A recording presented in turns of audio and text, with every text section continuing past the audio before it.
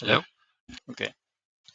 So, um, people have been wanting to make some sort of tutorial for the electricity. I mean, JGS or Greg already has one, and that's really informative of him. Okay, so I will try to make my own. So first off, what you need to do is you have to unlock the research for it, right? So in order for you to unlock the research for it, you need a few materials. So first thing that you need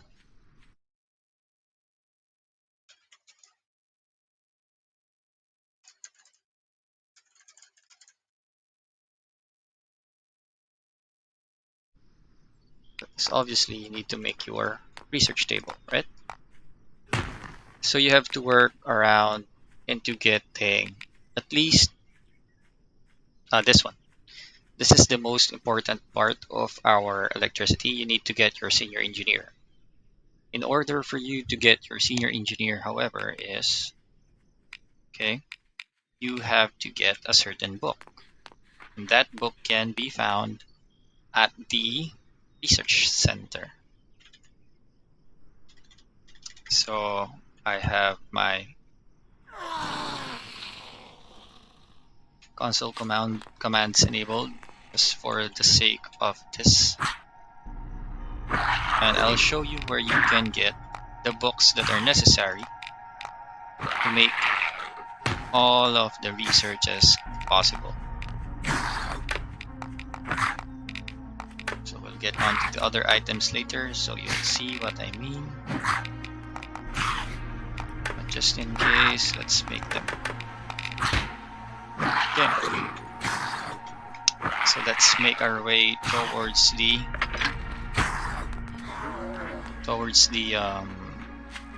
research facility. So first, let's check the map. It's over here, I think. I suggest for anyone that will be starting over with the game due to the new patch that you try to rush in getting the, the electricity because it's really useful. And at the same time, by being able to get your electricity running, you also open up the researches needed for the machines, like your mining machines for that matter. And they are very important because they buffed the output for those resources. Okay, so for example, um, you get 20 pieces of iron every time you reload your mining machine. So for me, okay, one of the best way to get into the research center if you do not know where it is by going to this gas station, and also it's very near to that hospital, that one here. So this is the gas station that I was talking about. This would be the hospital. Okay, and we need to go over here somewhere here. So let's move on. You can just also follow this path here so you won't get lost.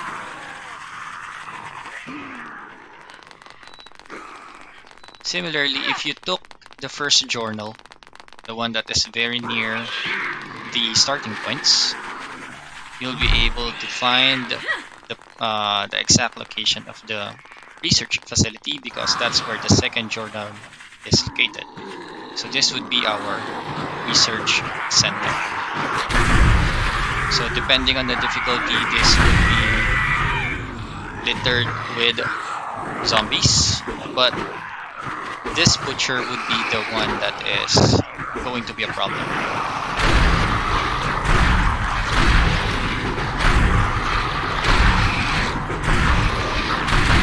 As you can see, even with your route launcher, it takes time.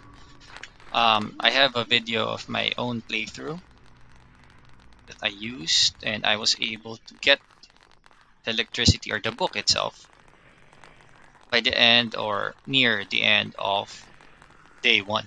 So it's relatively fast. So you get here, open the door, a lot of zombies. It's up to you how you clear this with your game. But what I did was I made use of traps. So cutters, for example, I set cutters here, lure the enemies, and let the cutters do its work. So from the entrance of the research facility or research center, you go inside. Over here, there's a door that leads to the second floor. And this is the biggest room here. Let's just clear that a little bit. And this would be the second journal and the important item here. And this is where the book is. This would be your uh, polymer chemistry. So this is necessary for you to unlock the senior engineer on the research tab. So obviously I have the dev mode enabled, so I can just, where's that one? I can just research it without any problem. But I think you need around 475 research data to unlock everything necessary to jumpstart um, your electricity. Okay, so let's fast forward a bit. Let's go make a little base of our own.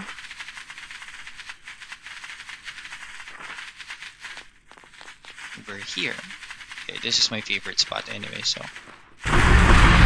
for anyone that is having any difficulty at all in finishing or not finishing, having any difficulty in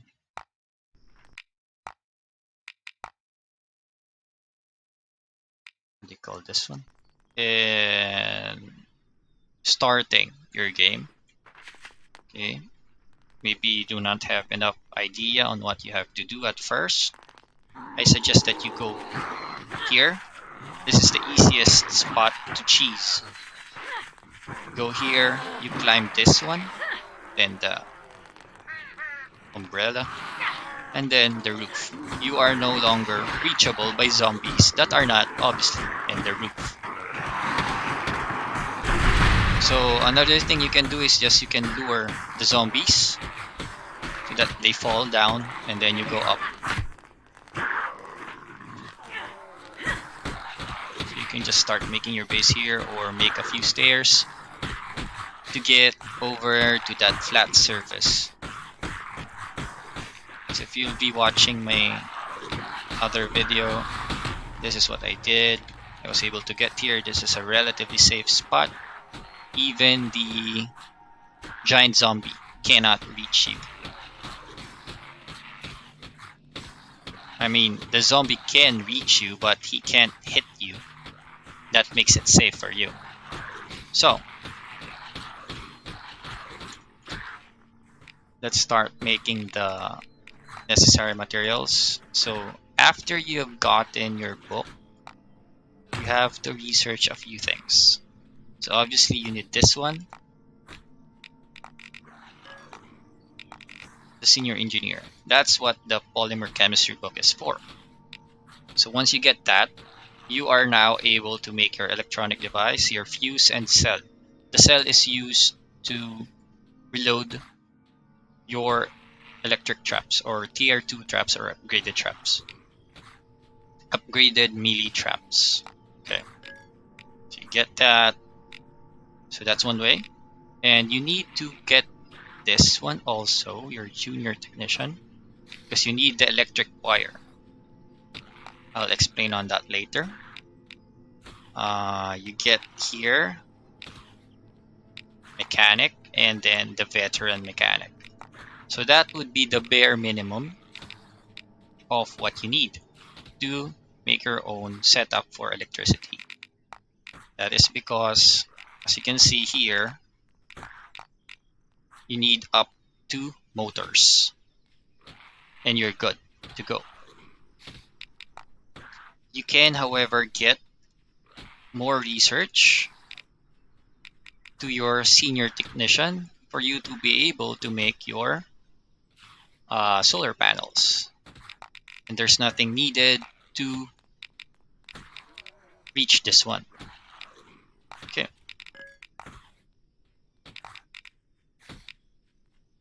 For people that would want to get the engine as fast as possible, you need another book, which is your internal combustion engines. To get this, we'll get this right now. You just have to go to the church. So if you're wondering where the church is, go to the hospital,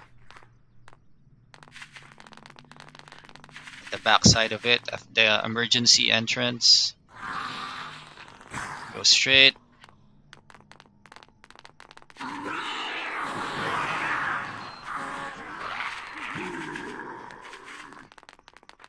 From here, you will see to your right building. And this would be the church. I mean, if you just continue forward here, where we came from, you see the church. And majority of the things that are important, points of interests, are usually guarded by boss type zombies.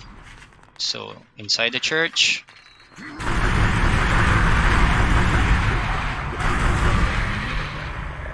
you'll find it on the table beside the Bible, or here, and you can get it. This would be your internal combustion engines. That's what you need. That's the book you need to get your engine running, or just to research the engine. Oil pumps are really important right now, or I mean, it would really help a lot because they also buffed its output by around doubling to even quadrupling the output of it. So that's really important because majority of the things right now would need a lot of electricity. So let's say you have unlocked got this already. It's relatively expensive, I know, but based from my gameplay, I was able to reach and even research up to senior technician with the research data that I got from day one, or from wave 1 and wave 2. The increased number of zombies that people are complaining about is actually good in a sense if you can manage it, because you will be able to research more faster also. So it's a trade-off. So now we have the researches ready. If I turn off the dev mode, you will see that everything that we need are now unlocked. We have the ones that we need to make our solar panel, electric plate and varistors over here. I almost fell. Here, up to, see? We don't even need to get up to the engine part. You only need this part. You can make a lot of things already. You can make your own setup. With the recent patch, they buffed the wind power generator from giving 20 to 25. The solar panel gives from 35 to 75, and the generator from 500 to 750. And the biggest buff would be the bicycle generator from 20 to 150. So how do your electricity or um, electrical generators work? So once you have the necessary items, obviously, first off, for the bicycle, you have to ride it. Okay, it's relatively good in a sense that if you think your base or your setup could handle the mobs or the zombies, without your intervention, either by repair or by means of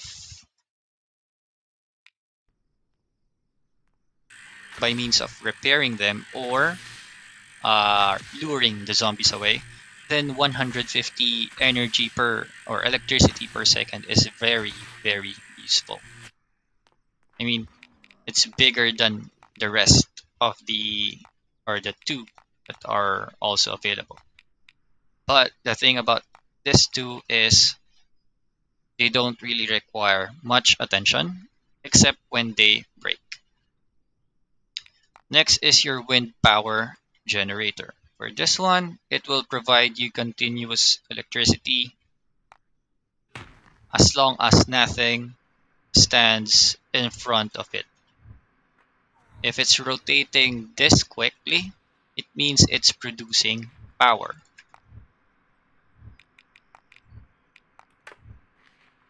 Meaning to say, before you make your windmills, make sure that nothing is hindering or nothing is blocking their path.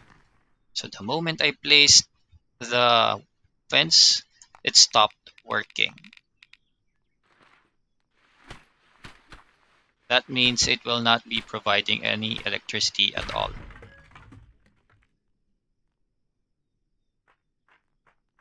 And this, I think, is a bug. It stopped producing electricity, or it's just the animation. So maybe we'll do a save.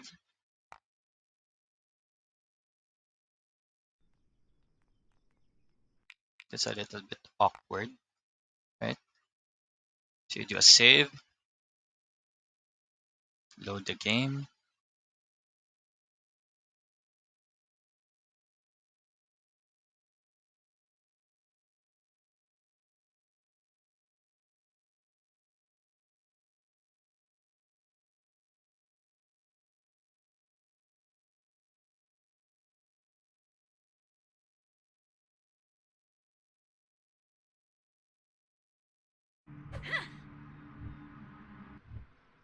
So yeah, that fixes it. Maybe it's just, you know, graphical error or I don't know. Anyways, that's what it does. For the solar panel, it gives a very, very high energy right now. It's 75 compared to this one. And the problem with this one, however, is, as you can see, it will provide electricity. But it will only provide electricity from hour 6 up to hour, I think it's 18, or it's just 6 p.m. to 6 a.m. I mean, it's 6 a.m. to 6 p.m. Okay, so that's the big.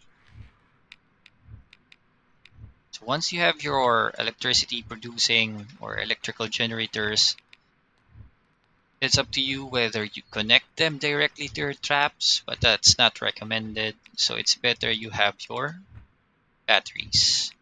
So what do batteries do? Obviously, they uh, store the electricity, right? So you need to remember you need to make your mechanical equipment workbench. And for you to actually make it, you need the electronic device and the fuse, which is unlocked by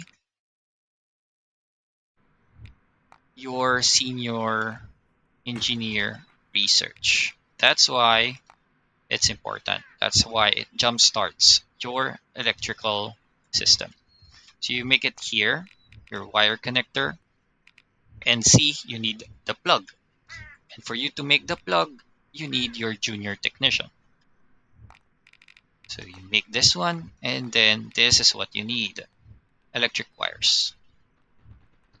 So this one will serve as an ammo for your wire connector.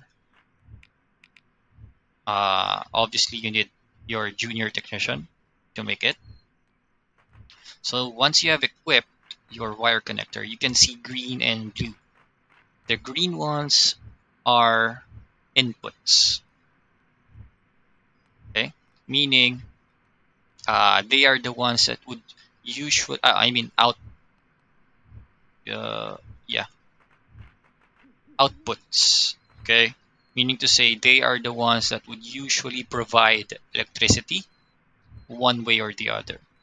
So attach your windmill to your battery or any resource electricity producing structures you have. Attach them to the batteries, and then the battery will have an indicator at the side if it's their charge. See over here. So it has 1, 2, 3, 4, 5, 6, 7, 8, 9, 10. So you can just check whether how much capacity it has or how much charge it has. So let's remove it right now. Let's check something else.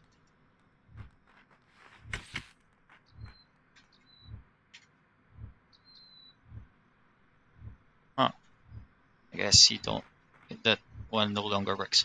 Anyways, supposedly there's a discharge of 10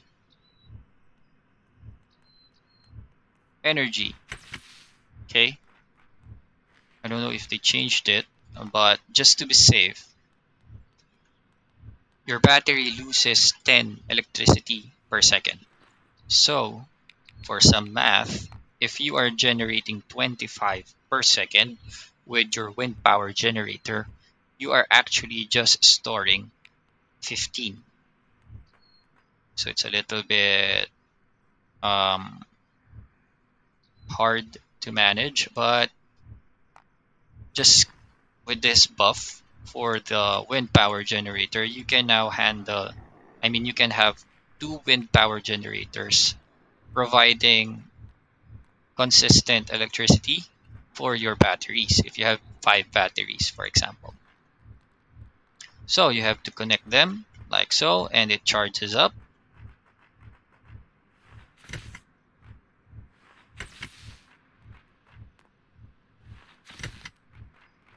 So rule of thumb, your green, this one, the green ones will always provide electricity to wherever it is attached, and it usually goes only to the blue ones over here. Okay, so majority of the electrical buildings have at least one output. The green ones would be the output, except this one, but we'll go on to that later. So personally, if I were to make my own setup, there will always be at least one windmill, or yeah, one windmill generator for every 2 batteries. That would make sure that I will not be losing any charge at all.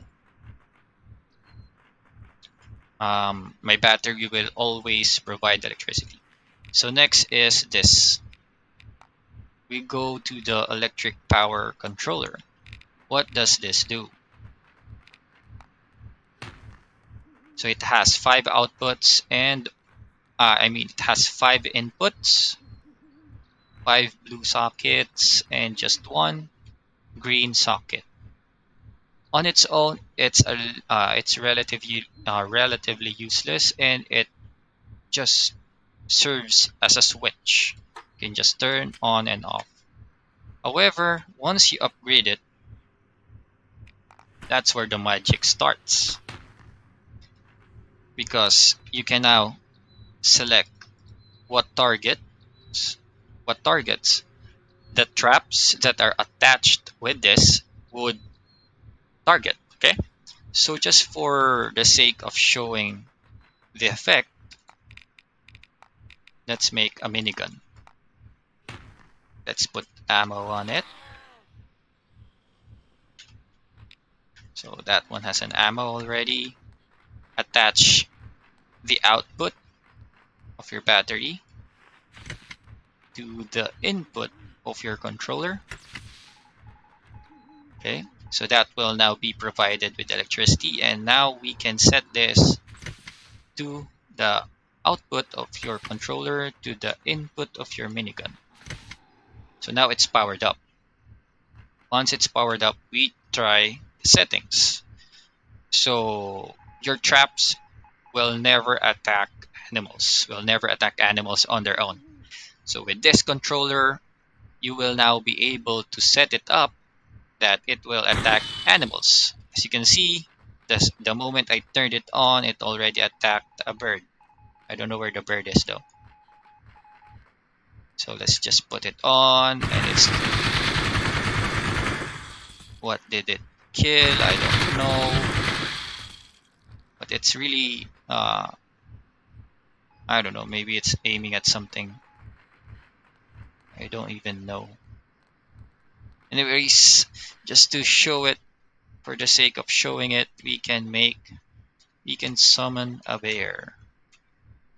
There's the bear. Okay, I don't have the bear here. I'll just open that one up.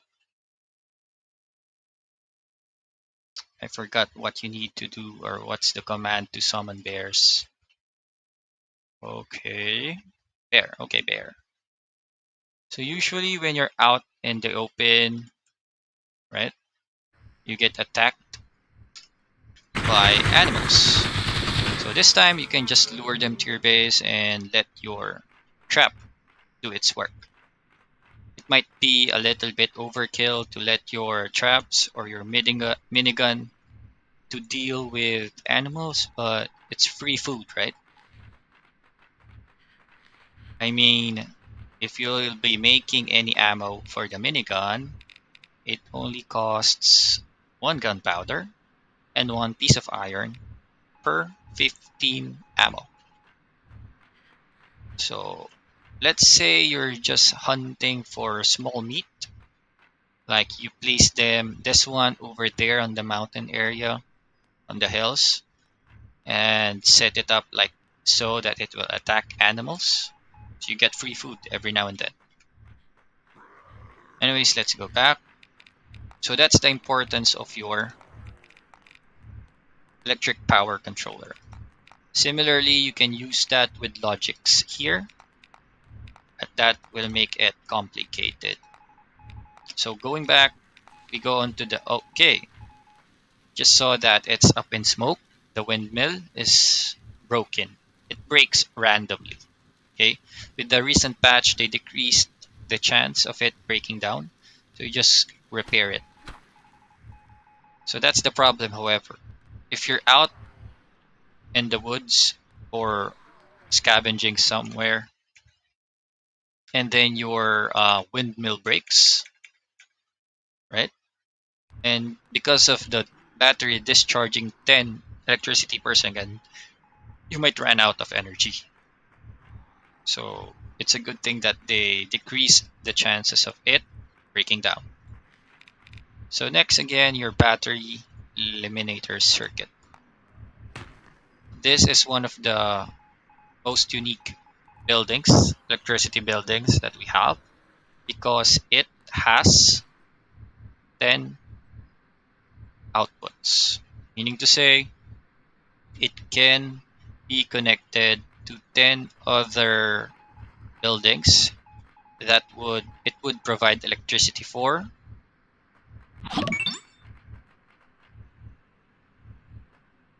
Hey Matt Lee, thank you for the follow. So you just get the blue.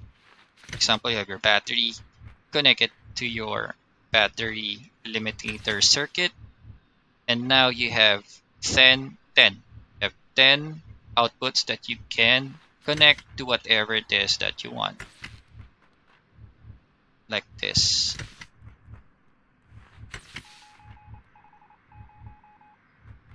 And this is good because, again, it can provide electricity to 10 other buildings. What are you shooting at? Anyways, let's turn that off because we don't want the noise. Turn it off. Okay, so we'll go into more. Oh, by the way, the reason for the extensions. you have your wall and floor extension sockets. It's because you can only place wires up to 10 foundations in length, and you cannot extend that by any other means except for your wall and floor extensions. So just to show it to you, let's make one. Oh, invincible. So let's make, as an example, let's make it here. So it's one foundation, two, three, four, five, six, seven, eight, nine, 10. So you place, let's just place anything at all here, and you place at the back, you place at the front, and let's place one more on the ground because that will be the extended one. I mean, it's beyond the 10 limit, right? So you can stretch it all the way, but it will stop on its own. See here? You cannot um, pull it longer than that. So as you can see, I was able still to connect it because I placed this near the edge of the 10th foundation. So it's around 500 cells or steps or columns for that matter. And I believe it's in a diameter. So you can have it, anywhere around as long as it's within that range. So that's where your sockets or extensions would come into place.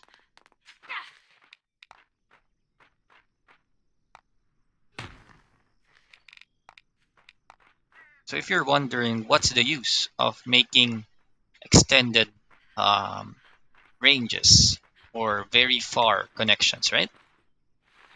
So one is for the example I just gave. You can make extensions from your base here. See, now you can reach this. So let's make a practical example. Not really practical, but a very cool example for this one.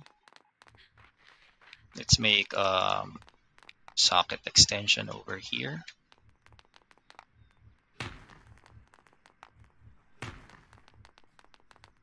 This is just for fun.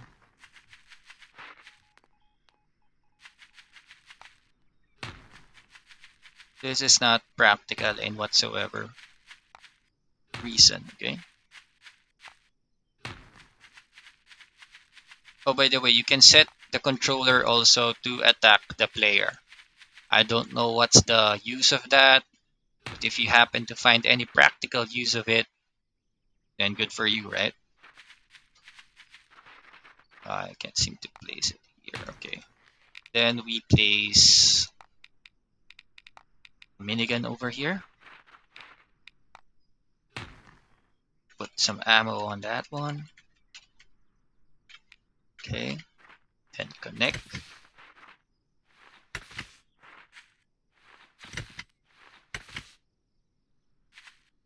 Wait. Green, blue, green, blue, green, blue. Green, blue. So the moment I connect this to my controller, it will start tracking zombies or whatever I set on the controller.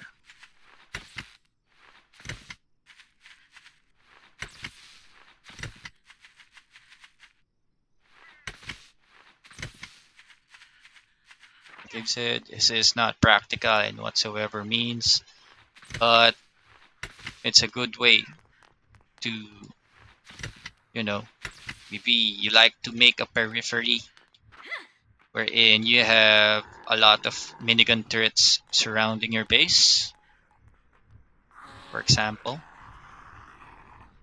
Oh, snap. Should get this first.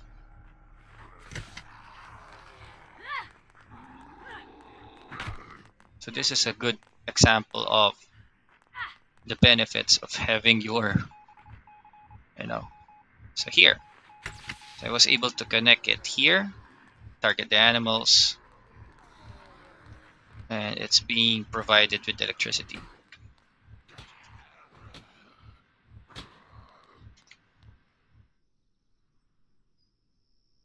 So now it's powered up, and if an animal comes into its range, it would attack it. Let's try summoning a bear. I don't know if this is going to work. Oh yeah, it worked. So it's a floating bear. So just for example, a bear was able to, go near it. You can just kill it with a minigun. So free meat, right? I don't know how much HP your other animals would have, but basically you would be looking for rabbits, pigs, right? And they take little effort to kill. This would also be based from your difficulty, but this is normal mode. So this is a good example that, you know, a single minigun turret can kill at least a pig, probably with just one or two bullets. That's a lot of free meat, right? Yeah, I think it really include birds. So let's try spawning a bird, like an owl, for example. I mean, this would be a very good killer for ducks. Let's see. I haven't really tested it with animals like birds. It kills birds. So yeah, that's good to know. I mean, if you have it here, perched up over here, you place them on the edges of the space and then enable it to attack birds. That would be really nice, right? You get a lot of meat. Bird meat is very useful in this game. So not everyone actually knows the full potential of this one, but I believe that's one of it. And again, I don't know what's the use for this one because if you tick the non-hostile player, it will attack you. Your traps will attack you. Anything that is attached to the controller will attack you. See, it already saw me. It's shooting. So I don't really know what's the cause or what's the reason for that. Maybe you lure it, make it hit the tree, or if you're luring the zombies rather than the minigun or whatever it is that you have to attack the zombies directly, it will aim at you. So I don't know, maybe that's one way to look at it. So yeah. As for the classification of zombies, all of the zombies, all the non-boss zombies are considered light. So the generic zombies, the runners, the jumpers, all of those are considered light zombies. The green tall dude, the white tall zombie, the crawling zombie, the exploding zombie, right? Those would be considered light zombies. The acid, the one that spits acid and explodes on if it dies, that's also considered a light zombie. For heavy zombie, the one that has the harpoon, the one that throws logs, are considered heavy zombies. I believe the screamer, the one that summons zombies, is also considered a light zombie. So the importance for this one is you can um, specify which zombie you will be hitting. It would be better if you can further specify it, like especially the screaming zombies, because that's really painful to deal with since it has a chance to summon either the white or the green tall boss zombie. And obviously the giant zombie, the one that starts visiting your base by wave 10. So maybe you can set up your defenses like having your mortars or rocket launcher, right? To only attack the giant zombie, because that really is the one that's really the most threatening zombie right now. So off to other things.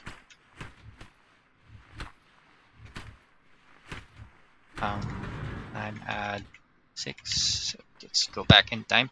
Okay. So regarding the other things, so you know that your battery eliminator has 10 outputs and one input, which is very good. Sockets, extension to extend the range of your electricity. And now we go on to the other things. The switch is obviously a switch. That's just it, a switch. You can use it to either turn on or turn off the electricity to flow into a specific area. So you can use this as a means of segregating the power supply to different areas of your base. So for example, you can partner it up with your battery eliminator circuit, and this one would provide electricity here, this one to provide electricity here, and this will provide electricity to this one. So um, what is it trying to hit? Oh, well, non-hostile player. So I don't think we have battery. Oh, we have. Okay, you should be attacking me. Oh, hey. Oh wait, no. The reason why it's not attacking me is because it's not connected. This is not connected to my controller. So let's get this. Connect it back here. Okay. Oh no. Um, output to. Um, what am I doing wrong? Oh, here. Sorry.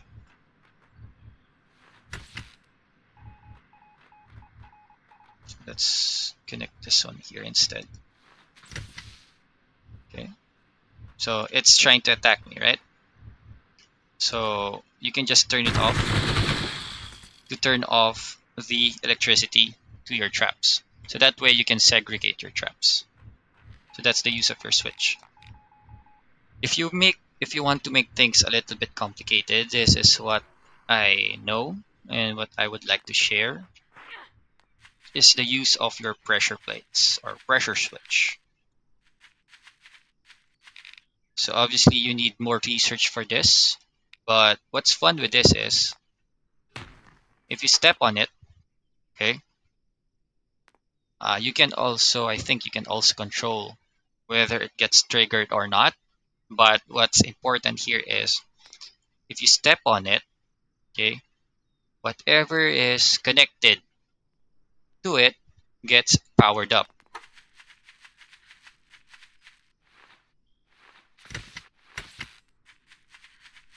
So we have here,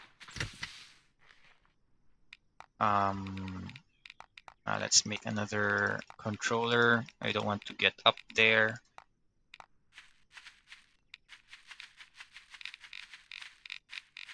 Sometimes it's hard to build stuff. Create that one.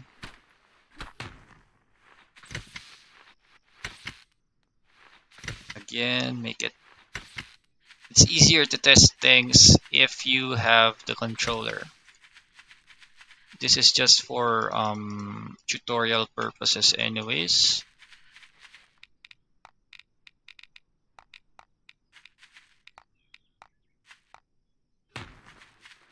So yeah, this is just to teach some of the mechanics of the game to you guys. So now this is working. This is now sending information to your pressure plate. And let's make a trap here.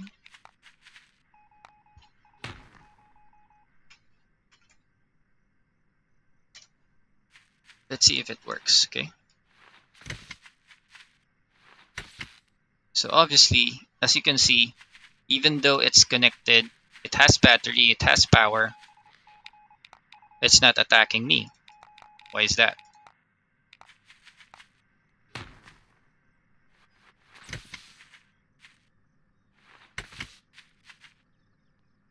Uh,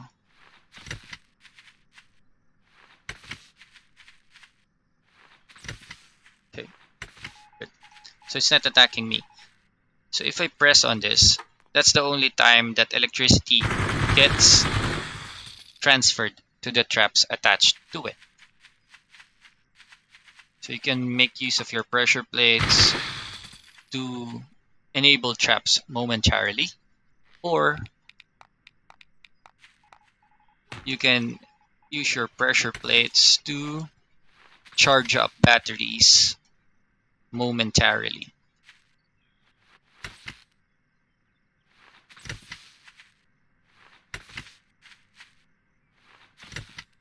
So if I step on this, the battery gets charged.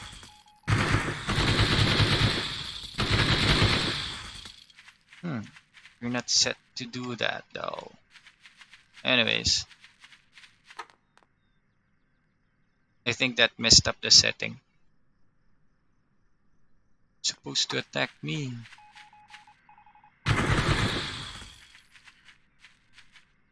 Oh, it's okay. Uh,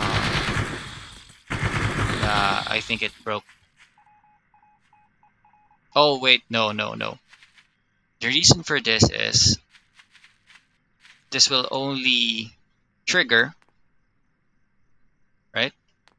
It ran out of energy. Crap. I need to make this one.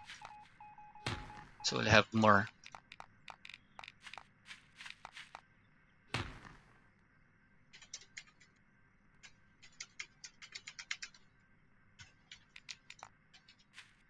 Did they increase the capacity? Okay, it's still 500. Okay, now we have energy.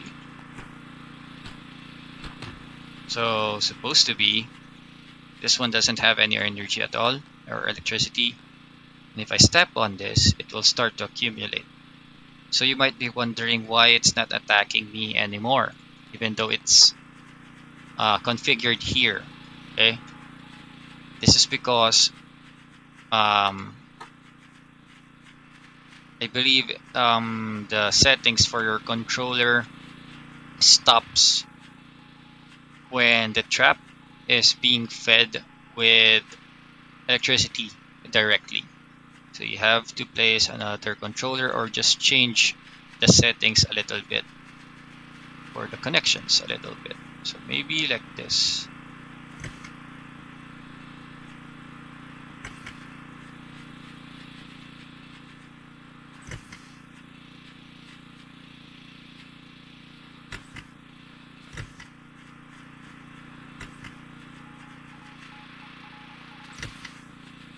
Okay.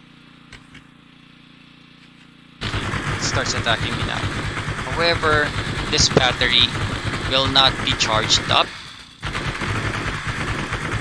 Let's wait for it to run out of battery. So this one will not charge until this is pressed.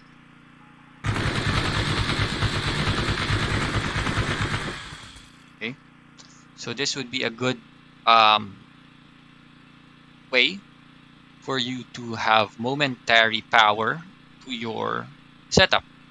And what would be the use of that? This is to avoid clutter of zombies on specific areas. And that clutter is usually the cause of concern for bases. If zombies get stuck, they just attack their surroundings. So that's the problem. So what you can do is to actually have this setup wherein no a battery is attached to a pressure plate, and the pressure plate is attached to your another battery that is now then attached to whatever your system would need. So maybe you will place here your battery eliminator circuit, right? And then have your traps over here. So they will just function momentarily, not all the time. So uh, that would lessen the chance that zombies will get stuck on this area. For example, this is the entrance to your base, and you have your electrical traps already, like so. And the tendency is they just get stuck over here, right?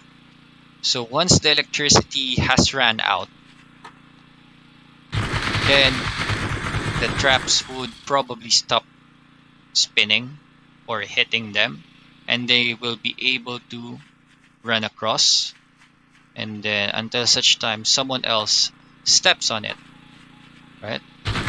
And so on. So that's for your traps. I mean, for your setup. Um, the gates, I haven't fully tested them, and I'll come back to it maybe in the future if I'll make some more. So we'll go on to the traps. Supposedly, traps that are upgraded have double the HP, double the damage, and also double the capacity. What's the capacity for?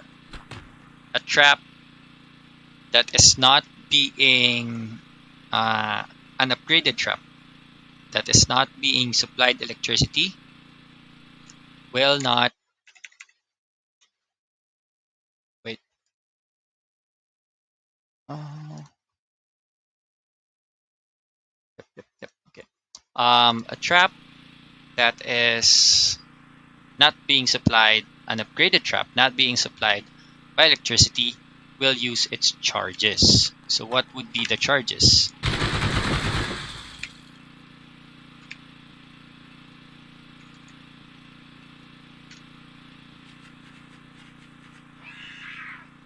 So this is not hooked yet to electricity. Oh wait, I have dev ammo on. Stupid me. So as you can see, it has a count. It's 200 rather than 100 of the previous cutter on an upgraded cutter. And this one uses cell to reload. But the moment you hook it up to electricity, it will use the power instead.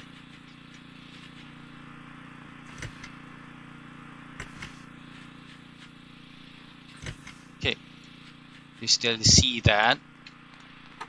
Try to summon some zombies. Charge it up. Okay, so you can see since it has been powered up, it will not really see, it's not consuming its charges, its count. So that makes defending a little bit easier right now, because you do not have to run all over the place just to reload your traps like before. You still have to repair them, but with the increased HP, supposed to be, right? They are more durable. And as you can see, it needs a piece of iron to repair. And it's no longer letting me, what do you call this, reload it, because you don't have to. It's being provided off with power.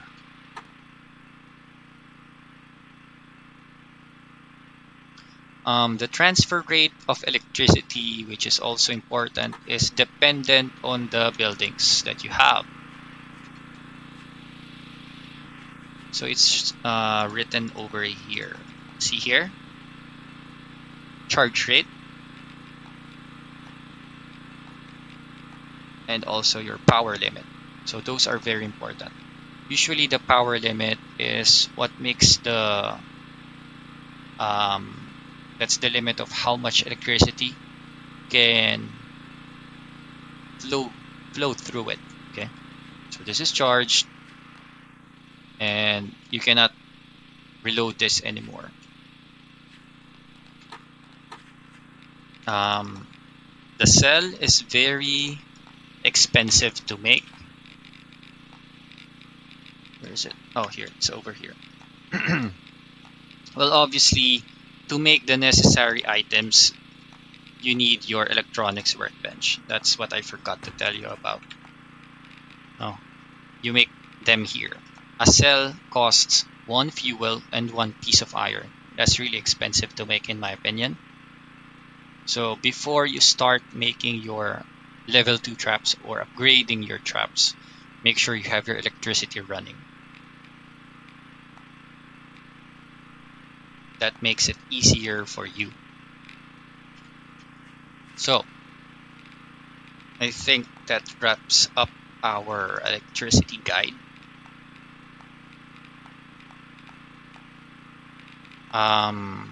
Upgraded traps, by the way, here.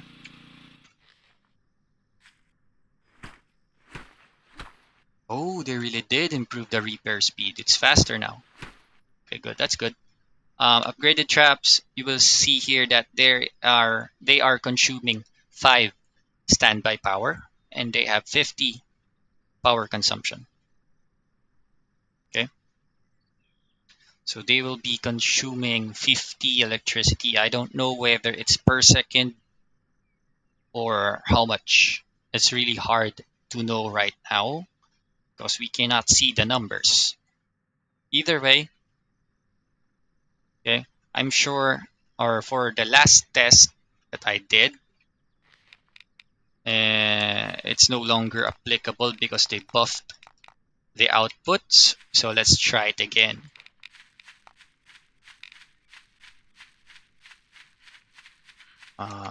Let's just remove everything first.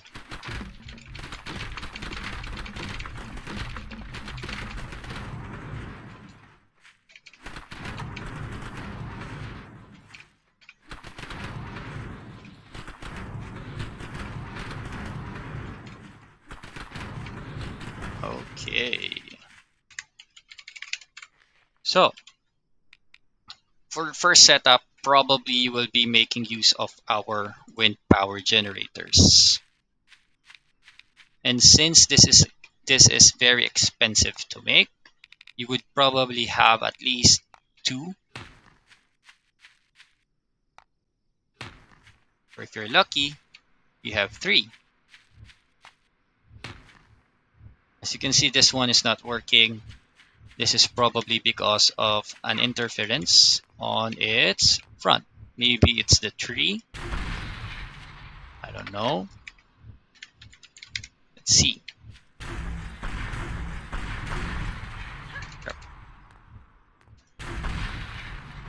Nope, it's not the tree. It's probably the pole. So let's just transfer that for the sake of it.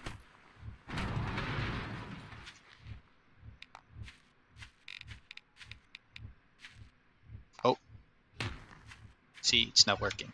Okay, so maybe you have 3 and then make a generator, obviously. Connect them all to your generator so that you will have your electricity running. It's not advisable to connect your trap directly to whatever generator you have because that's a complete waste of energy, of electricity. So you have this, and let's, for the sake of testing, Let's have the controller now, because I don't have any zombie that's very strong to make, or I mean very durable. Instead, what I'll do is I'll make it attack me.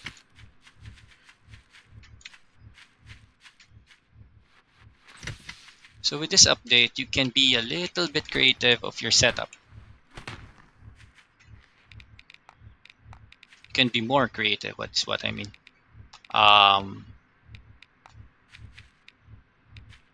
Shredders, because you can easily stack these. Spike floor maybe? No? No? Wait, I know I can place spike floor here. I'm not... Okay, let's go. Foundation.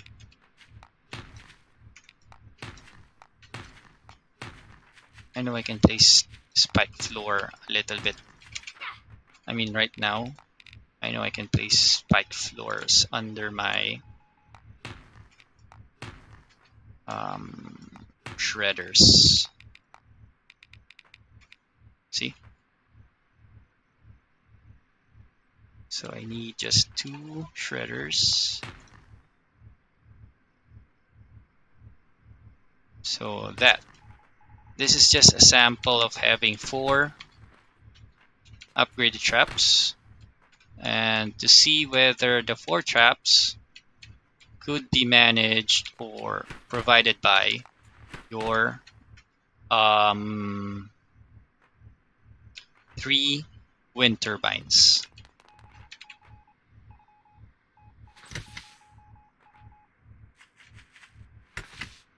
So enable it to target non-hostile player, that's me.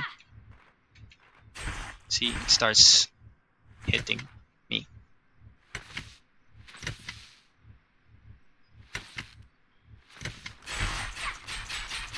So the test that I'll do is the traps should not stop spinning.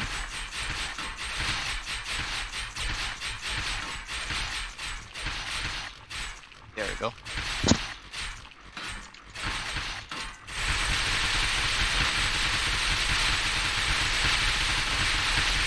Okay.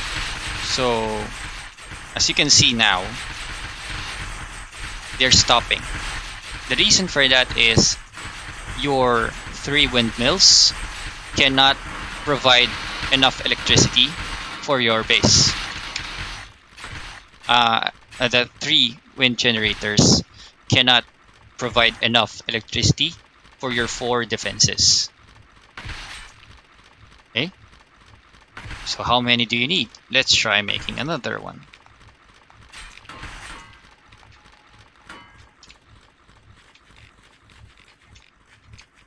Because now the game will also revolve in managing the amount of electricity that you are producing.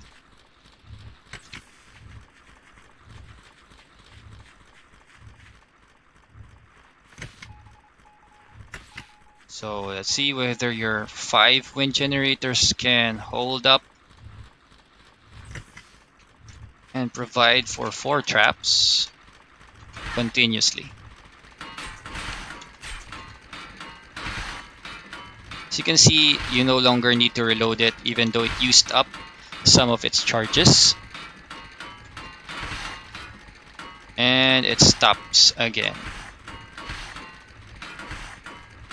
So that means even 5 wind generators is not enough to handle consistent operation of your traps. See? So how will you be able to deal with the horde during the night? Since this is just testing how many wind generators you need to provide electricity for 4 for them to work consistently, okay? You also have to consider the number of electricity or the amount of electricity that you can stockpile before the wave starts. So make sure that you upgrade your battery if you can, or just make more batteries. This will start charging up again.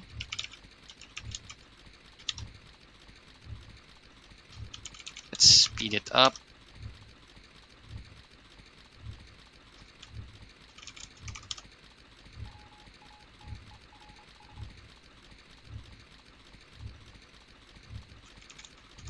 You also have to consider that sometimes they do break. So that's the amount of power that we have. It's around 70%. And it would probably be able to last for the entire night. If not, just make other necessary changes like make more solar panels, upgrade your battery, have a higher output, have a higher stockpile of electricity for your wave. That would help out a lot. So yeah, or like when you're waiting for the wave to come, you can just like ride your bicycle, charge up your charge up your battery. And,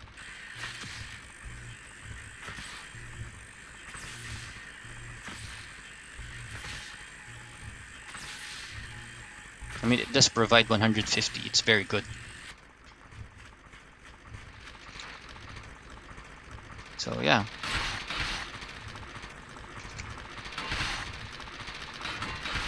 really gives the benefit of it, right? Now let's remove the power. If you remove the power, obviously it will stop, and you will see the ammo count of all your traps. Now let's. I want to see something whether I'm correct or not. Let's attach it again. Save the game.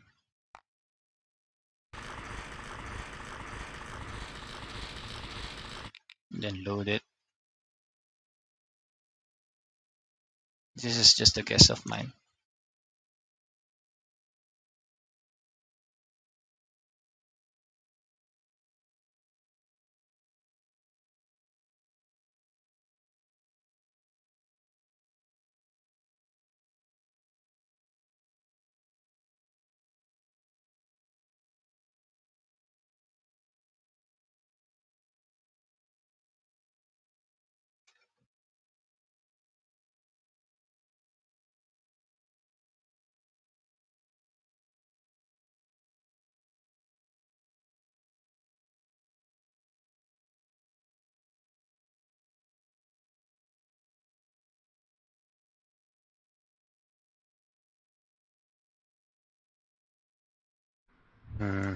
So, oh, sorry. So I want to see whether they actually got reloaded or not. Okay, so it seems that they aren't reloaded. So I have to correct that information.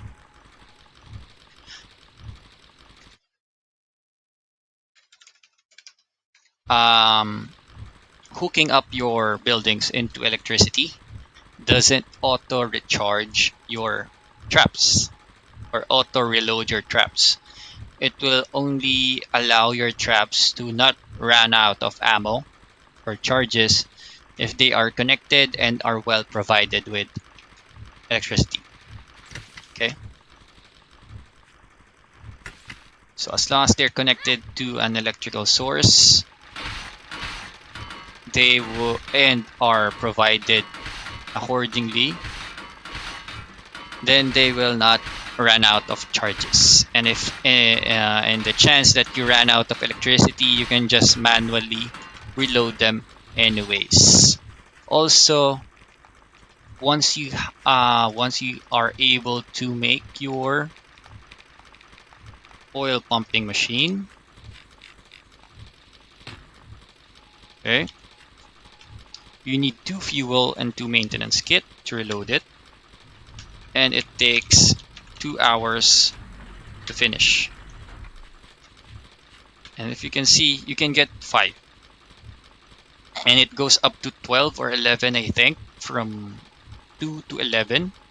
That means you can get from 20 to 110 fuel every 2 hours in game. That's 10 minutes in real time. And where will you be using your fuel? You can make use of it with your, you can make it, you can use it here in your mining machine. You can see, reload that, add more time, then reduce time. So see, oh, they nerfed it, huh? You can only get, maybe it's nerfed, maybe it's random. Let's see.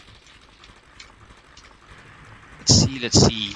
Last time I tested, the mining machine always gives 20 piece of iron, which is very helpful.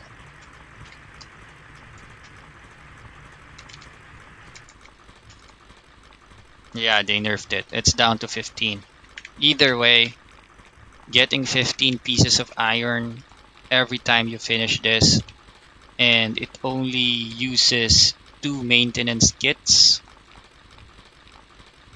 It only needs 2 maintenance kits.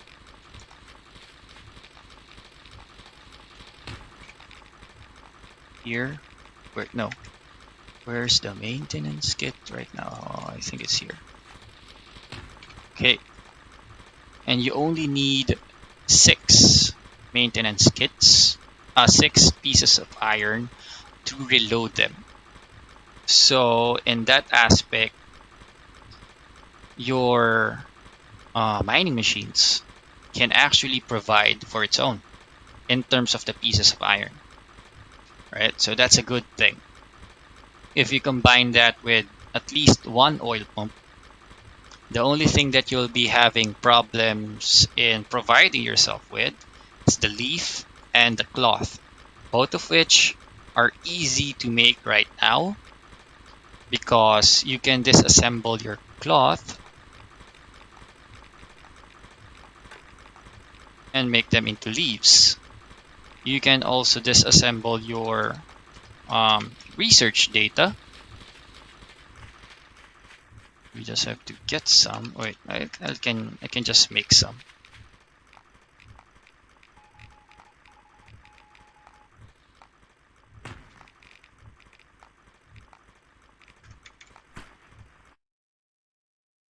Mm, so we can just make some, for example.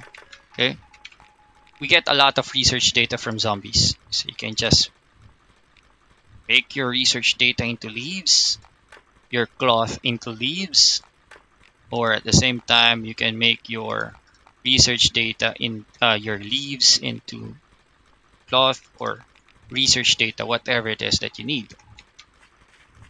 So that only leaves you with the rubber ring as a probable source of, I mean, that's the only thing that you might lack, right?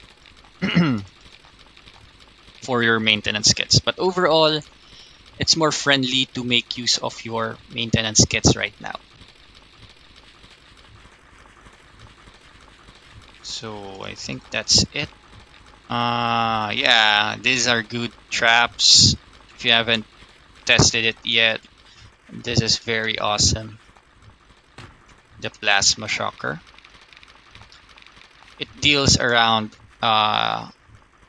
3 by 3 radius. It has that big of an AoE, and it deals damage to everyone around it. It's a little bit expensive, but once you get to your fuel generators, having enough oil pumps, it's well worth it. It will just kill the light zombies quite quickly. So let's go to a different save. Let's try it on this one, just for the fun of it. Before I end this tutorial, I'll just show you some of the traps and what they do. The new traps, not the old ones. The old ones are relatively the same and boring, you know. New toys are always better. So this was my base before. Yeah, I was able to reach up to day 19 and 1100%. So they go over that bridge, go up there, down here, and through the maze. So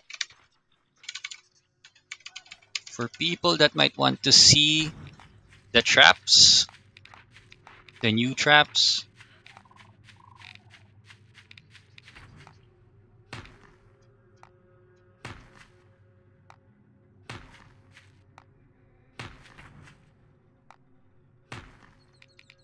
let's make it work.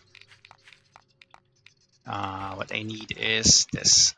So what one of the changes they did, they made the flamethrower to need electricity to work. So that's one.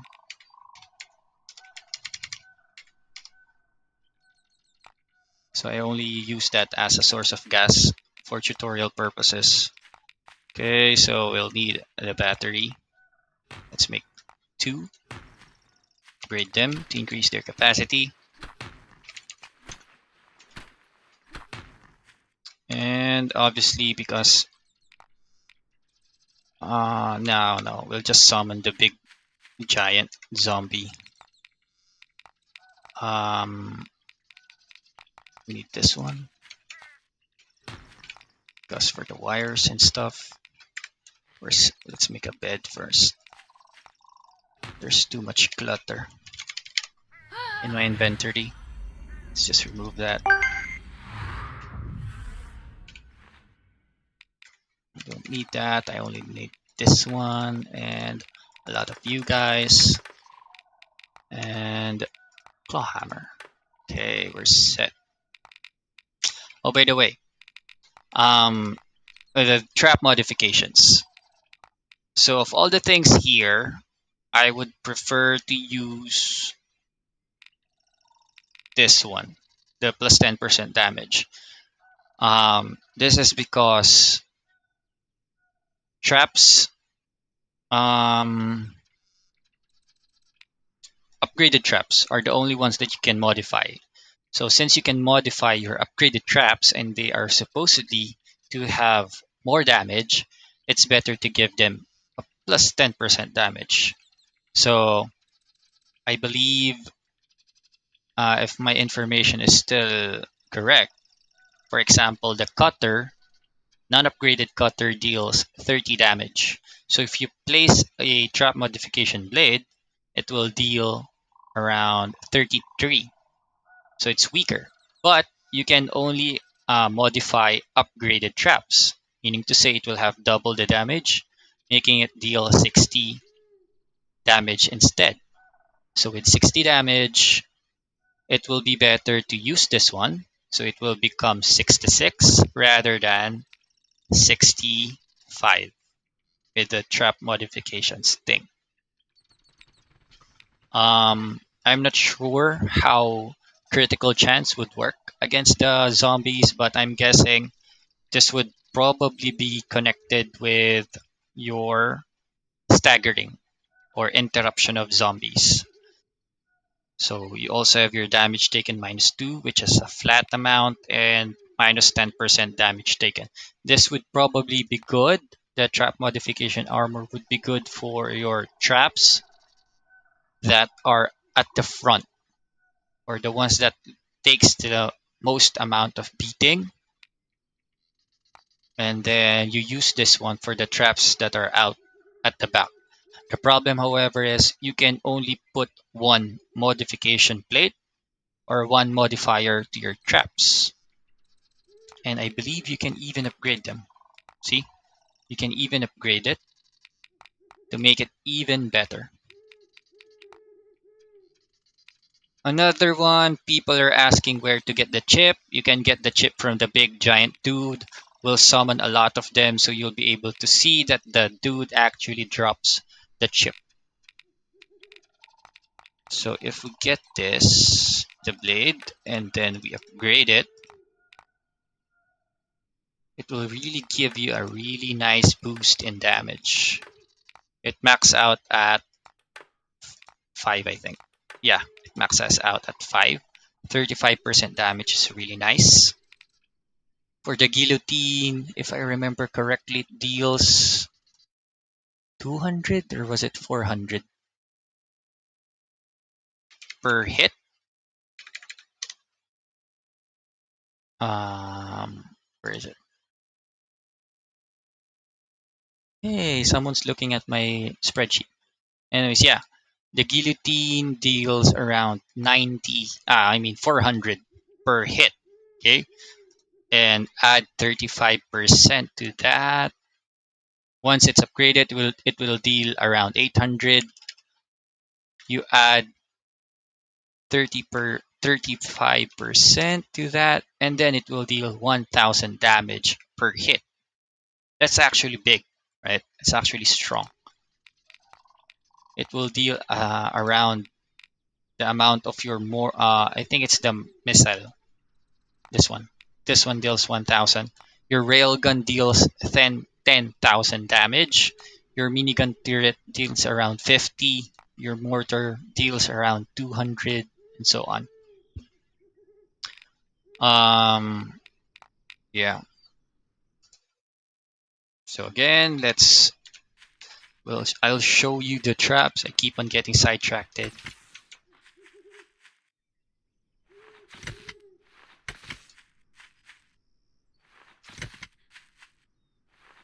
So the generators, by the way, they produce 750 now.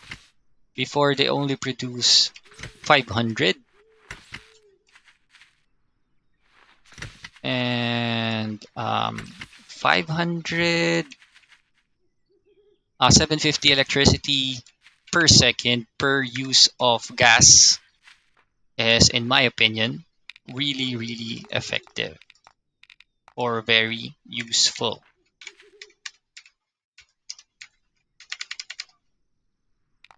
The reason for that is you can easily get your gas right now. It's relatively easy to get gas. So first trap, again, you need your flamethrower to be hooked to electricity for it to work. So they've been asking why their flamethrower just doesn't work, because before it doesn't need electricity at all. So there's no power yet.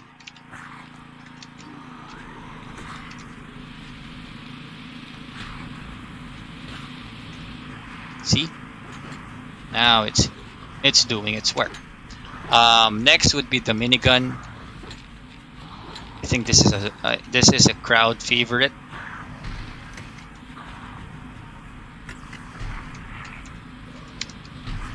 Right? It's very good actually because it can stagger zombies very nicely. Wait, did I run out of ammo? Oh, snap. So as you can see, the minigun actually eats a lot of ammo, and it also eats them up quickly.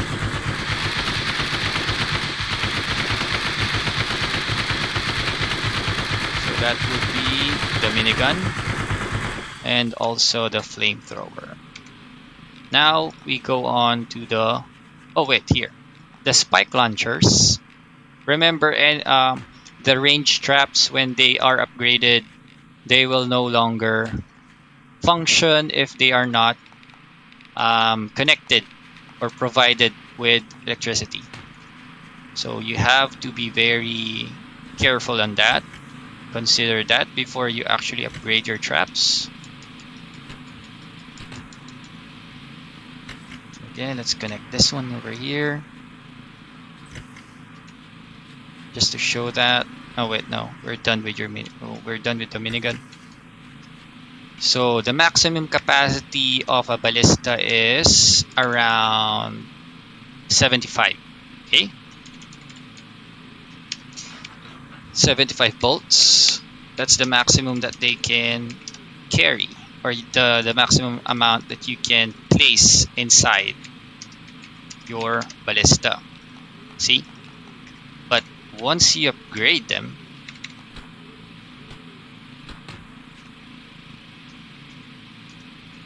it can, I believe it's 3,000 something. Let's see how much.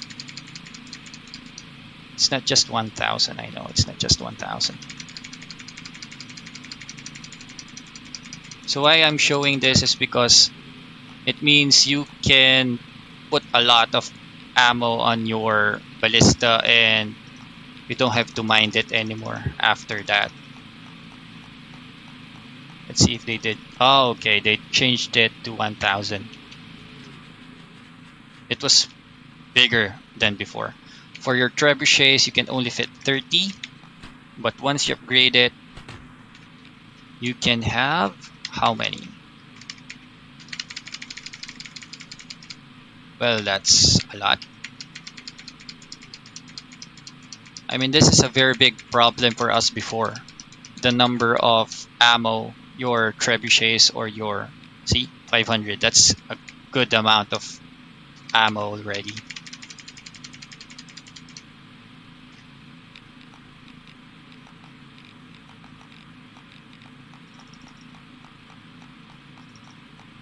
Yeah.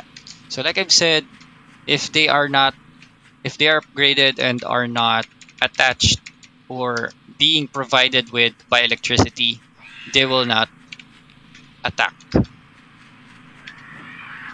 They will not shoot your enemies, your zombies. So you have to make sure that if you upgrade your trebuchet or ballista, you have to make sure that you also provide them with electricity, or else it will just not work.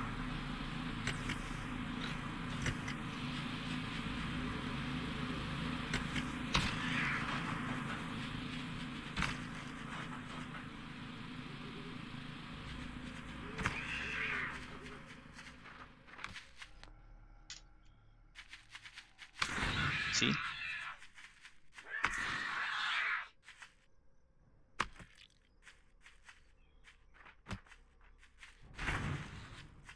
So that's for the new, for the upgraded range traps. You already you already saw the minigun, the flamethrower. We go to the mortar. So the new traps, majority of them, are actually good for crowds.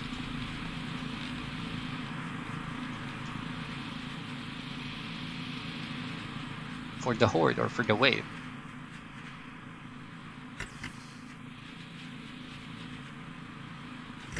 I haven't tested yet how long the range of the new traps are, but for the railgun, it's around 40 in terms of its range. 40 to 50, I forgot the exact amount. Oh, let me put the railgun. Come on. Okay, let's go. The problem with the railgun is after it fires, it fries everything up to the battery. I think it's intended, but I really hope that they change it in the future because that somehow defeats the purpose. I mean, you will not always be available to repair your components when your railgun fires. Oh, I don't know what shot that, but I think that's the railgun. Let's see. Wait, did I even? No, no, it's not the railgun. I haven't attached it yet. Uh, okay, so it's either the mortar. Oh, yeah, let's just summon the biggest zombie here. What was it again? I forgot.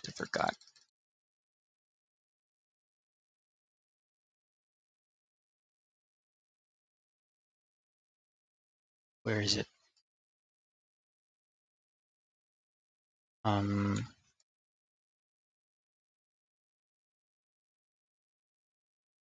mm, there we go.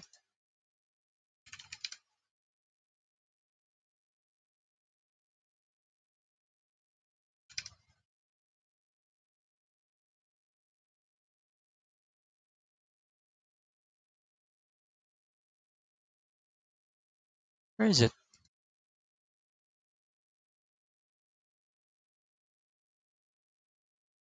Aw.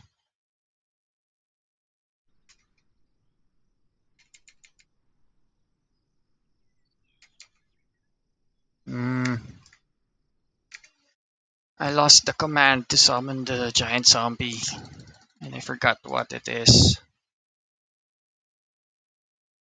Do.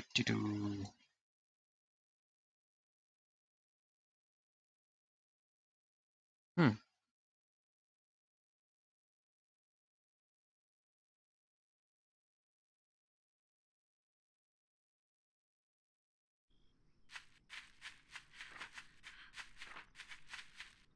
Summon score BB. Wait. Hmm. Uh. Nope.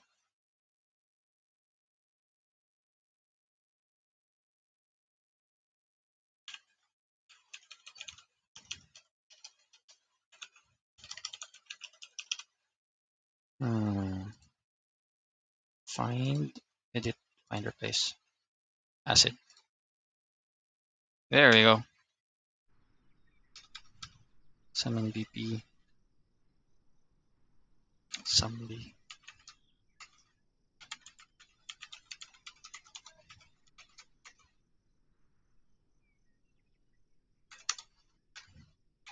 Still have to make,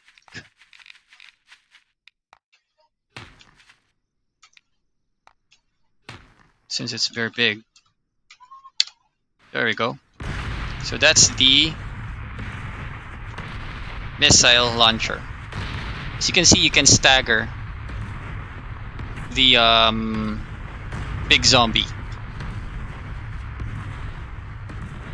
And this is really epic. So that's the mortar, and it's dead. Yep. So let's see if we can get the chip.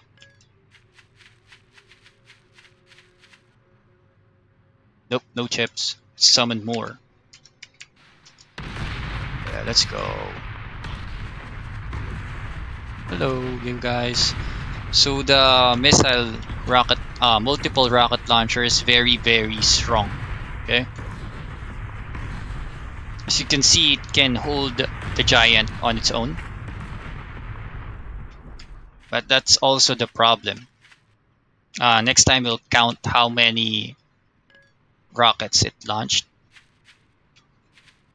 Still no chips. Wow. We got lubricant instead. Still no chip. So let's remove you first. Let's see how many, how many missiles will we need just to kill one. Because I'm sure everyone's curious on how they will be able to deal with the giant when it spawns or visits their base. Right? Right?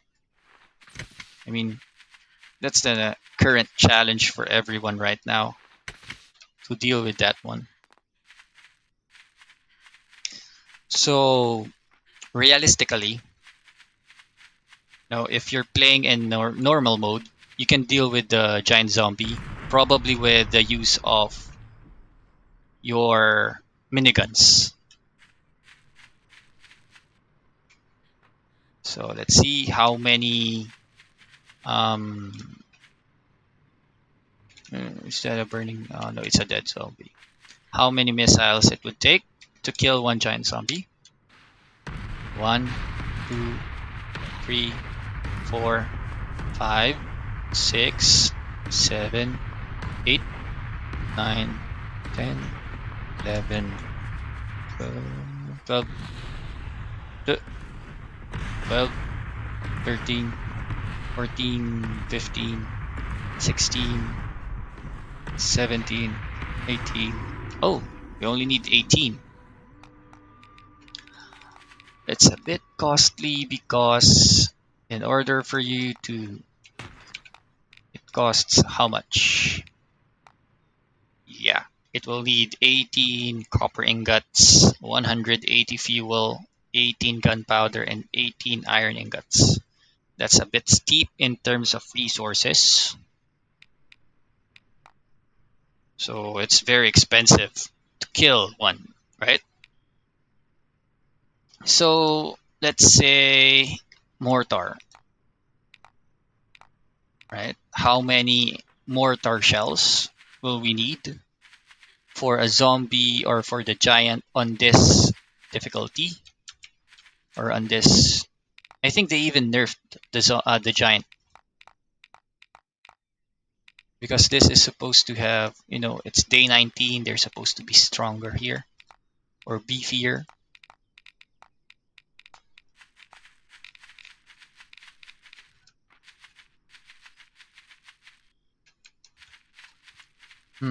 Okay, here. So let's remove our rocket launcher. But really though, you don't, rather than using the mortar, I believe it would be better economically to just make use of your rocket launcher.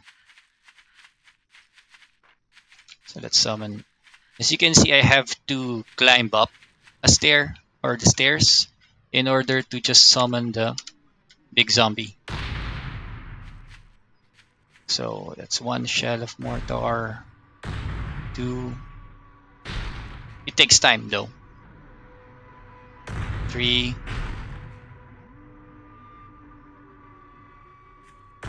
4.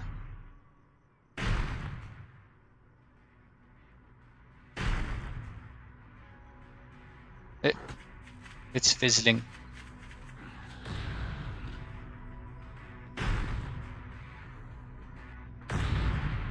5.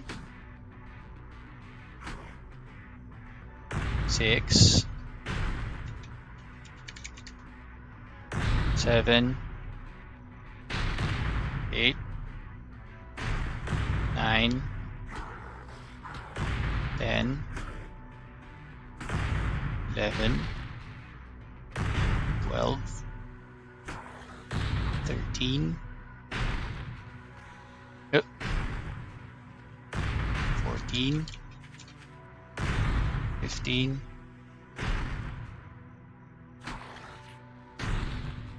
Wait. 16. 17. 18. 19. 20. Oh, oh, wow. Wow. 21. 22. 23. 24. 25. 26. 27. 28. 29. 30. By this time, you should just be using the missile, the rocket launcher. 32. 33. 34. 35. 36. 37. 38. 39. Wow. 40. 41. 42.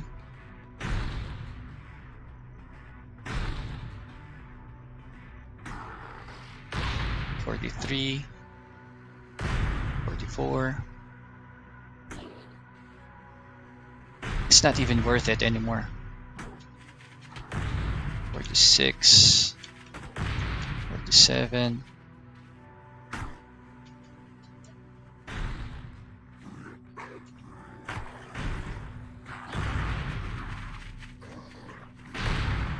Wait.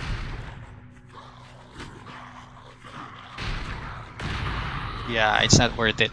I mean, it's just the difference of using gas or not. It's way better to just invest on the multiple rocket launcher rather than making ammo for your mortar. However, if you will just be focusing on the giant, that is,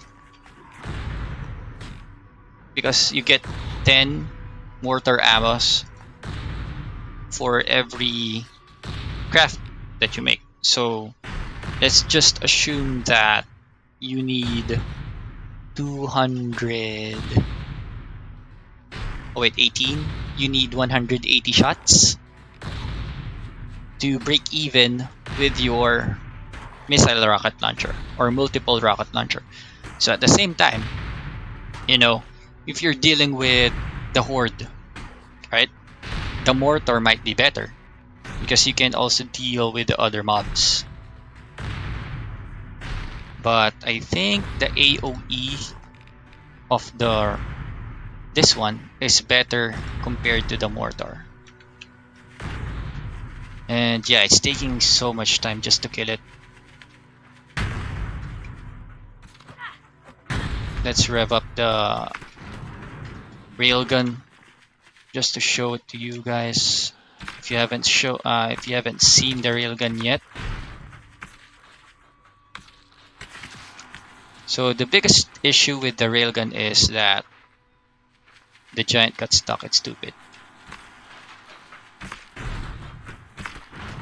Let's go. Come on, hurry up. So the biggest problem with the railgun, it deals around 10,000 damage. See, it's dead. It deals around 10,000 damage. But the problem is that every time it shoots, it fries everything up to the battery that provides the electricity. The dev said it's intended, but I sure do hope that it's not, that they change it in the future. Because it's a little bit anticlimactic to, you know, invest in something like that only to have it explode or get broken every after shot.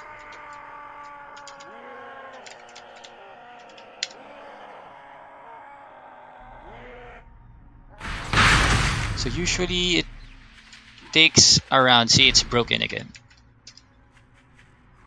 Last time I tested, it takes around 3 shots. Oh, good three.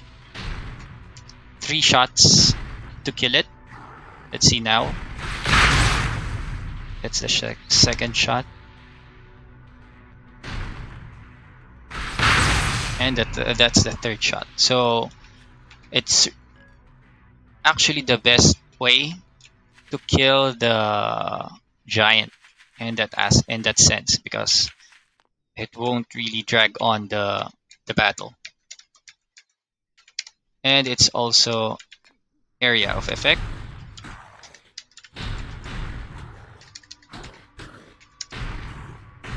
As far as I know. I want to show that the giant actually drops the what did you shoot? Come on. Hello, why did you go there? Hey.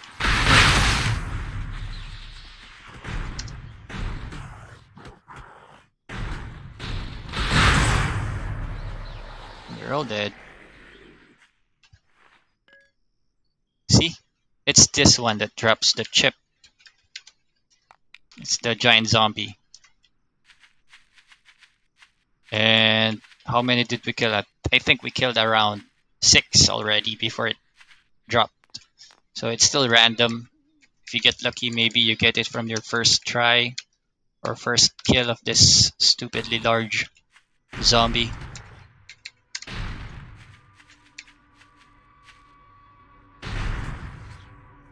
Wait, I don't think we have energy anymore. Yeah, it's not. Oh wait, no. What? Ammo? It's simple. It's impossible that I don't have the ammo. Oh, it's bugged again. Sometimes this happens though. It just breaks. Or maybe I just don't have the ammo, the energy left. Yep, we don't have the energy left. The electricity left for it to actually shoot.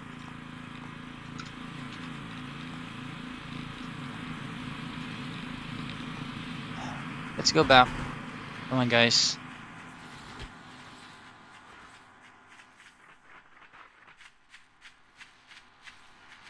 Let's go.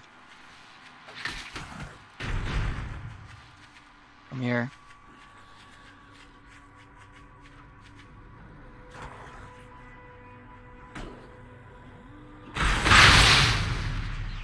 As you all know, it takes around 3 shots to kill. The problem is the battery. We've lost. We don't have enough charge, so it will take time. So again, they're dead. Let's see whether we get another chip or not. We actually got 3. See? It's from these dudes. So what's the chip for? You can make use of the chip to craft the two-handed lightsaber and also the new shield. This one, you need 2, and also the new shield, you need 2. This is actually the best shield that you can get, and I don't know what about this one. It's good for its aesthetics, looks great. I don't know if you have seen it yet, but it actually looks nice. Let's also craft the other one.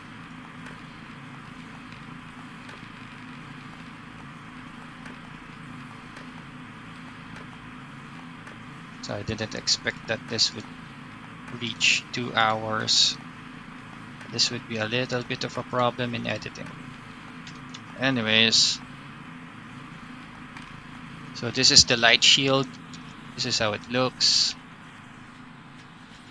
Okay. And the two-handed lightsaber is, as you have expected, it's the one from the, that show. But the problem with this one, you cannot equip the other shield, the shield. So yeah, I think I already have here. Yeah, this one. So actually, I prefer to use the lightsaber instead, just this one, and combine it with the shield, and you're gold.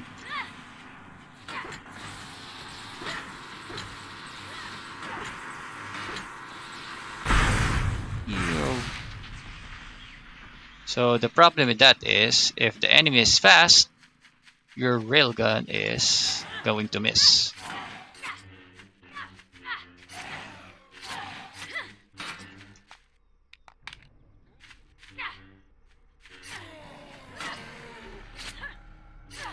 So what's good with this one is, as you can see, it can stagger the zombie nicely. It actually deals a lot of damage. It's almost double. So yep, that's it. That's all for the new content that we have right now in the game. Oh wait, this one I forgot. I haven't shown this one yet. Yep. Let's not use this one. It's a little bit stupid to use. I kinda dislike it.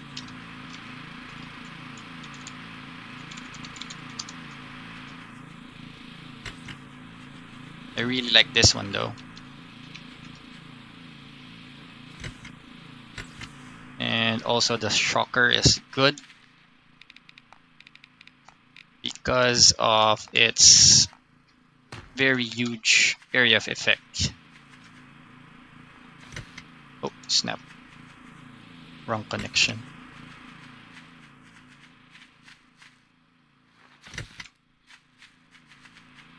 So ideally, based from this one, I think it would be better to use the rocket launcher, you know, rather than the mortar in terms of dealing with the giant. So here, as you can see, this is how it looks. Summon just a normal. Oh, no, sorry, that's the wrong one. Yeah, summon here. Oh, this is how it works. It's actually strong.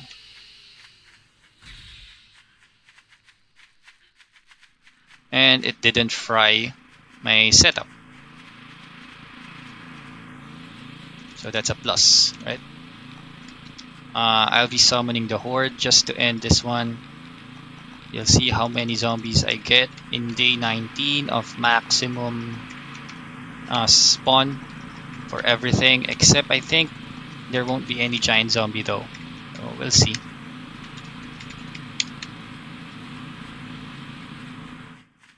So I'll just stay at my plasma shocker.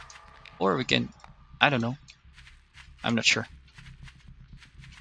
So let's just stay over here and enjoy a little bit of action.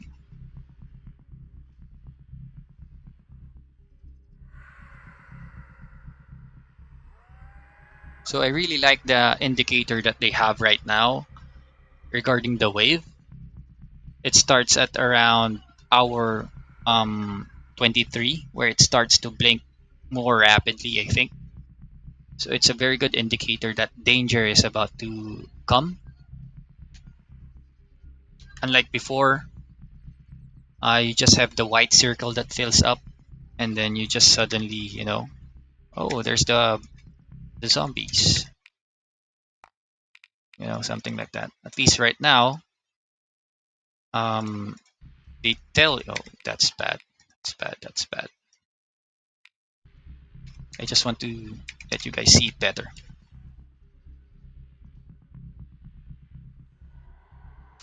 So let's hasten this up a little bit just to see the action.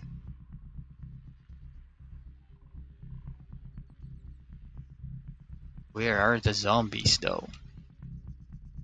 Oh, by the way, oh, they're here.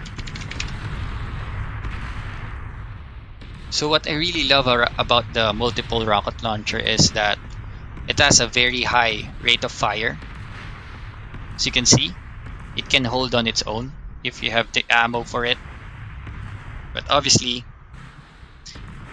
it's expensive. That's 1 copper per shot. You cannot really expect to have that much. This is just a little bit of new information.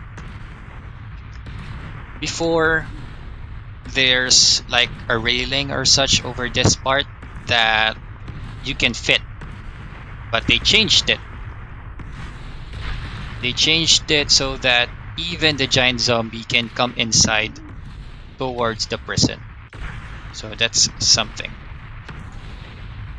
So those are boss zombies that are being held back.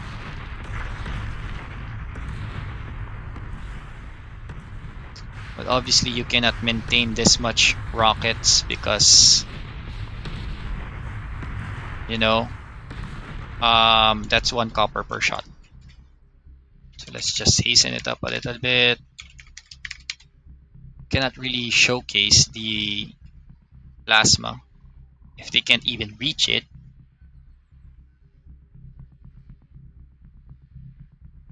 Maybe I'll stop the rocket launcher.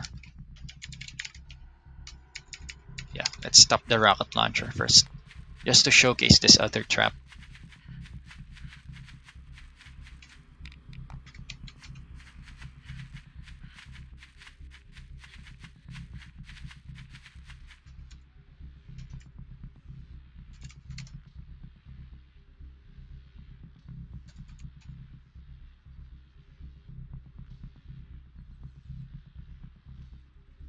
Hmm. Where's the zombies? They're late.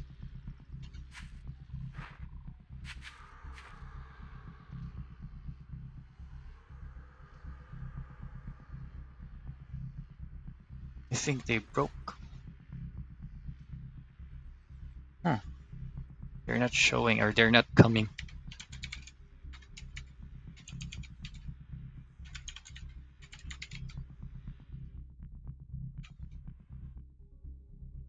I think they got stuck somewhere. Oh yeah, they got stuck here. I don't know why though.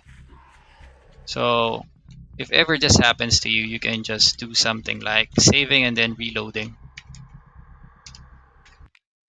So we do a quick save and then a reload. That would reset their pathing.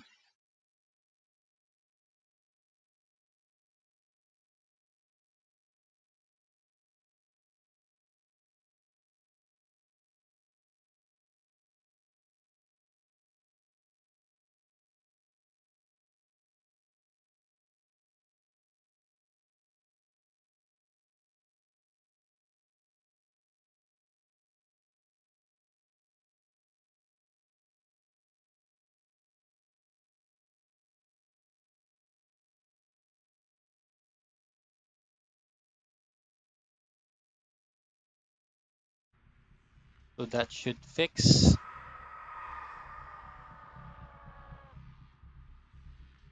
their pathing and so on.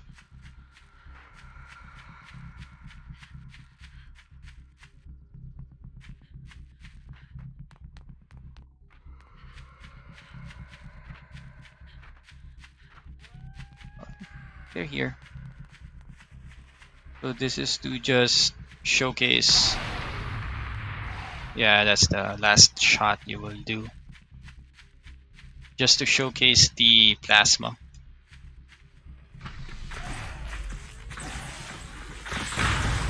So they actually deal a sufficient amount of damage.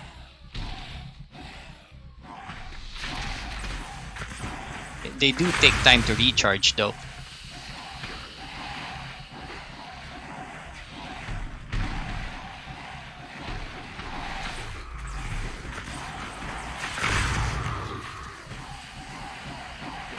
So maybe you can combine this with other traps that you have.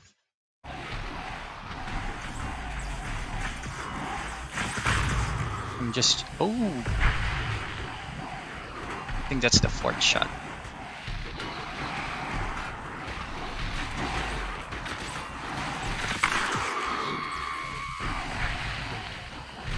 Okay. 5.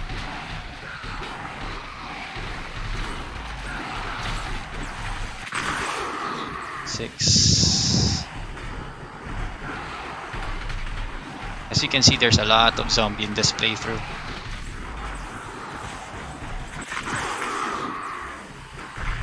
That's good to know. 6 shots of the plasma can kill the exploding crawling zombie.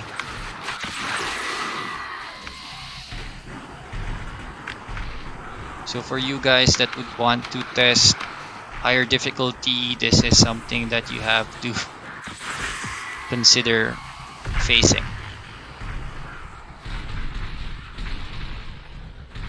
It's a lot of zombies. That's a lot of zombies, obviously. So it's just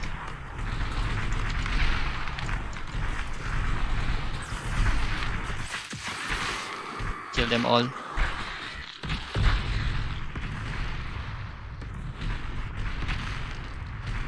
With a missile rocket launcher.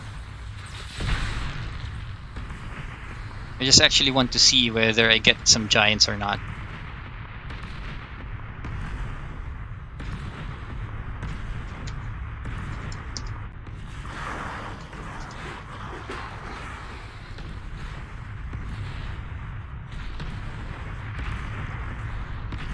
Hey, what's that? It's like some sort of... it's from the ore. Huh.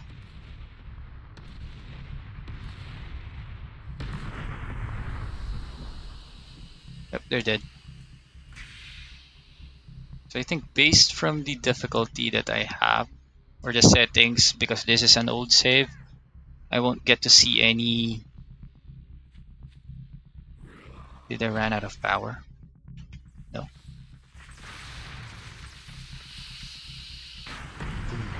I won't be able to see any giants, I think. Because they are not supposed to spawn in the save. Because this is a custom setting. Who knows, maybe they're just buggy again. And it's still blinking, it means that the horde's not done yet. Maybe I should save and fix their path again. Oh, something arrived.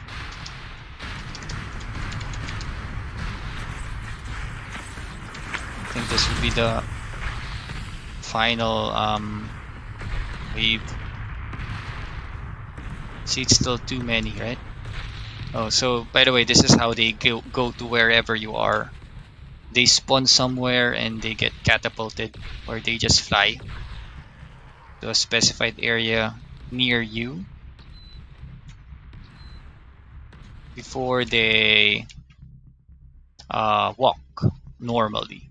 That is. So let's follow them where they spawn.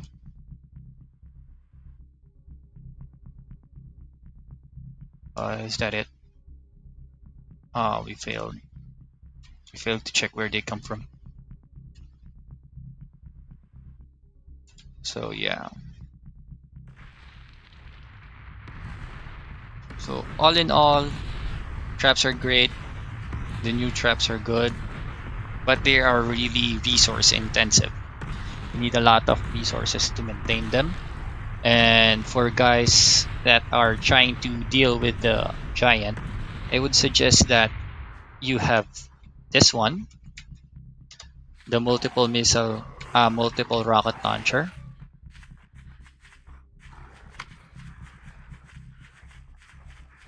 We ran out of battery or charges, I think. Yeah, we did.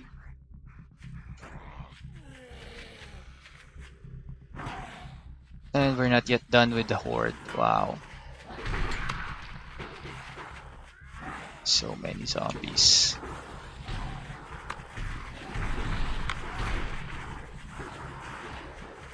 See? It's not really that easy. See how many more comes. I'm just waiting for... I'm curious when the giant shows up. If it shows up.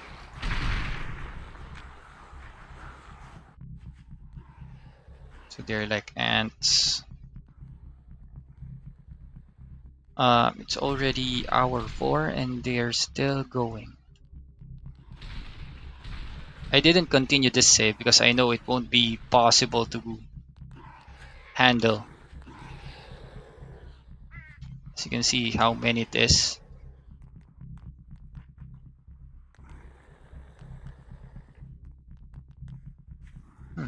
No giants.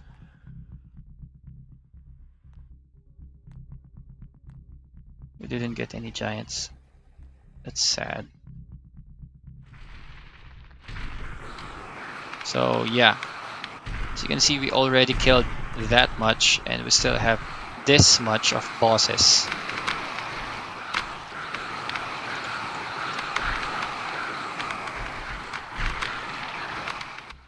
And let's just clear them all up. That's it. They're all gone. So, yeah,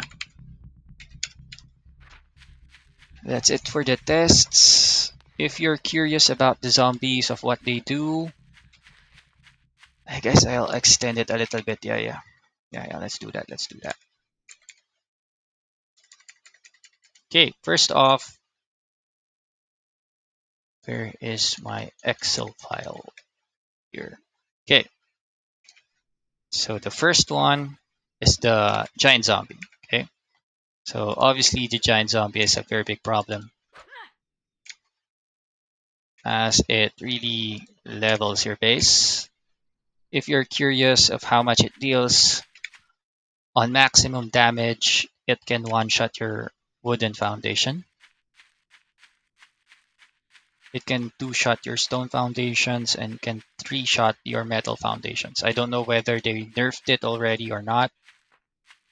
This setting is not on maximum zombie damage, so I won't be able to show you.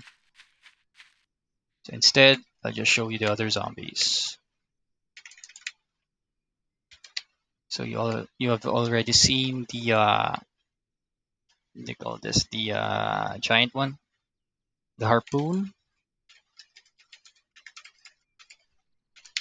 that one. This one will use its special ability to hook you.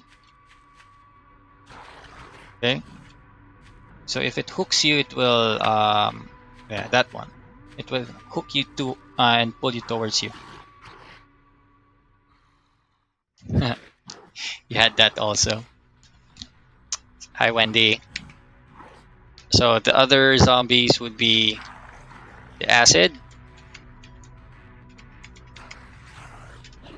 So this one, if you deal sufficient amount of damage, it will self-destruct. If you fail to kill it before it does, that actually deals a lot of damage. It also spits. Okay, so it also spits acid. That's one of its primary attacks. The siege. This one throws logs. Actually, it's not logs. It's supposed to be bombs.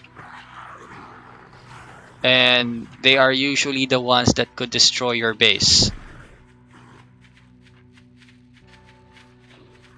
Like that. Okay. And then, ironically, their skills can work on their fellow zombies, as you can see there. The harpoon pulled the siege. The next would be your screamer.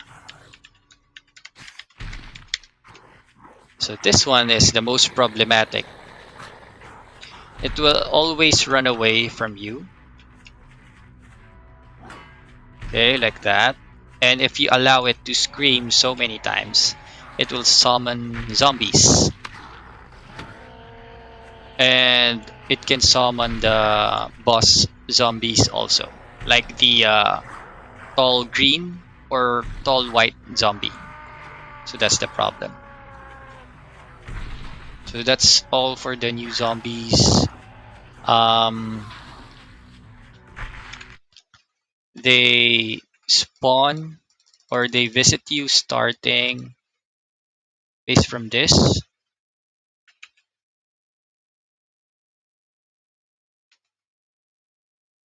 So that's what visits you during your waves. Wave 1, you get all the generic zombies with the spitters or the acid zombie and also the tall white zombie. On wave 2, you will get the screamers, this one. And on wave 3, you get the butcher. On wave 4, you get all of them previously. And on wave 5, you get the exploding zombie that crawls. On wave 6, you get the green tall zombie. On wave 7, also on wave 6, you get the harpoon, this dude. And on wave 7, you get this one instead, as an additional. So you have to be prepared for their arrival, just to be sure. And on wave 10, you get the giant. So maybe the challenge right now is to be able to deal with the giant when it arrives to your base. So, yep, that's it for this stream. I'll be ending it and I'll be playing a little bit myself without the commands. So I'll have a better experience and would probably have a more practical approach. See, like this one, it summoned a boss zombie, so that's a problem. So yeah, I'll be playing and streaming that game, so I would be able to, you know, tackle the problem or the challenges without the console commands. And I'm also hungry, so I'll be eating first. So yeah, that's it. That's all for me for this time, and see you next time on my next stream. Bye.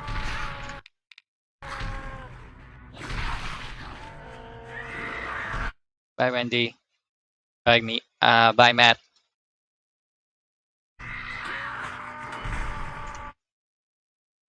By the way, if you have any questions, you can just go and ask at the official Discord of the game.